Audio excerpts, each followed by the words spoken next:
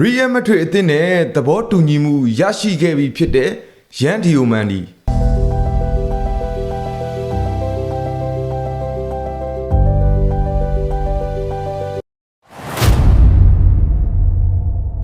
မင်္ဂလာပါဒီဗီဒီယိုလေးမှာကတော့ Real Madrid အသင်းနဲ့သဘောတူညီမှုရရှိခဲ့ပြီဖြစ်တဲ့ရန်ဒီယိုမန်ဒီနဲ့ပတ်သက်တဲ့သတင်းအကြောင်းအရာလေးကိုရွေးချယ်တင်ဆက်ပေးသွားမှာပဲဖြစ်ပါတယ်။ Ivory Coast လက်ရွေးစီအသင်းနဲ့လိုက်စီအသင်းရဲ့တောင်ပံကစားသမားဖြစ်တဲ့ရန်ဒီယိုမန်ဒီကတော့ Real Madrid အသင်းနဲ့နှစ်ဦးသဘောတူစာချုပ်ချုပ်ဆိုခဲ့ပြီပဲဖြစ်ပါတယ်။ပြောင်းရွှေ့ကြေးကတော့ယူရိုတန်100ကျော်အထိ Real Madrid အသင်းကပေးချေသွားမှာဖြစ်ပြီးတော့လာမယ့်အပတ်ထဲမှာစစ်ခံယူသွားမှာပဲဖြစ်ပါတယ်။စာချုပ်တက်တန်းကတော့9နှစ်စာချုပ်တက်တန်းဖြစ်ပြီးတော့မကြာမီ Real Madrid အသင်းနဲ့ပူးပေါင်းလေ့ကျင့်ရေးတွေပြုလုပ်သွားမှာပါ။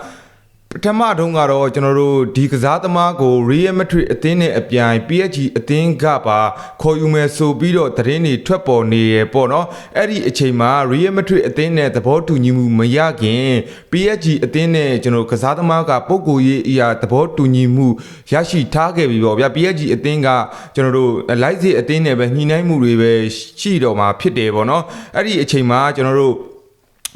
PSG ကကျွန်တော်တို့လိုက်စစ်အသင်းကတောင်းတဲ့ပြောင်းရွှေ့ခြင်းပမာဏကို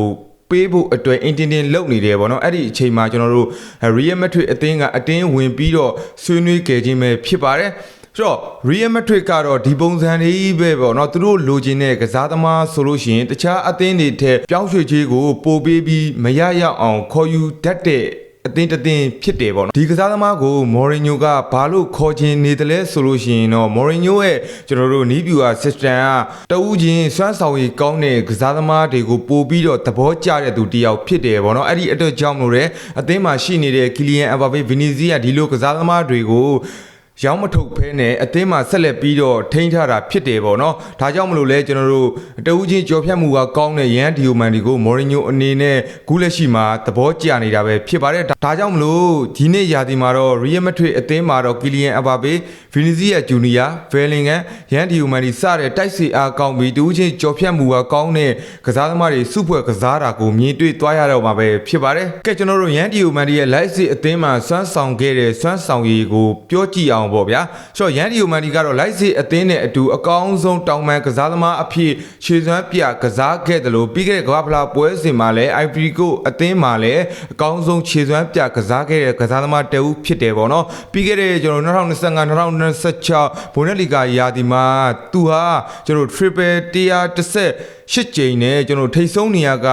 ရယူထားပြီးတော့ပြိုင်ဘက်တွေကိုကြော်ဖြတ်ဖို့စ조사မှုအများဆုံးကစားသမားတစ်ယောက်ဖြစ်ပါတယ်ရန်ဒီယိုမန်ဒီကခုလက်ရှိမှာဆိုလို့ရှိရင်တော့အသက်က16နှစ်ပဲရှိသေးတယ်ပေါ့ဗျာဒါကြောင့်မလို့ကျွန်တော်လိုက်စီအသင်းအတွက်ကျွန်တော်တို့12ကိုသွင်းပြီးတော့ရှေ့ကိုဖန်တီးမှုဟာကျွန်တော်အလွန်ကောင်းတဲ့ကျွန်တော်စွမ်းဆောင်ရည်ချက်လို့ပြောလို့ရတယ်ပေါ့နော်အသက်16နှစ်နဲ့ဒီလောက်သွင်းကိုတွေဒီလောက်ဖန်တီးမှုတွေပြုလုပ်နိုင်တယ်ဆိုတာကတော်တော်လေးမှကောင်းတဲ့ performance လို့ကျွန်တော်တို့ပြောလို့ရတယ်ပေါ့နော်ဒါကြောင့်မလို့ကျွန်တော်ဘွန်ဒက်လီဂါမှာဆိုလို့ရှိရင်လည်းကျွန်တော်တို့ဘွန်ဒက်လီဂါယာတီတစ်ရဲ့အကောင်းဆုံးကစားသမားစုကိုလည်းစုကူရရှိထားတဲ့ကစားသမားပဲဖြစ်ပါတယ်ညီကိုတို့ရဲ့အမြင်ကရောဒီအကြောင်းအရာနဲ့ပတ်သက်ပြီးတော့ဘယ်လိုမြင်ကြတယ်ဒီဗီဒီယိုရဲ့ comment လေးမှာဝင်ရောက်ဆွေးနွေးပေးကြလို့ရပါတယ်ဗီဒီယိုလေးကိုအဆုံးထိချစ်ချူပေးကြတဲ့ညီကိုတယောက်ချင်းစီတိုင်းကိုကျေးဇူးတင်ကြောင်းပြောကြရင်းနဲ့ပဲဗီဒီယိုလေးကိုဒီမှာနေရနာကြပါတယ်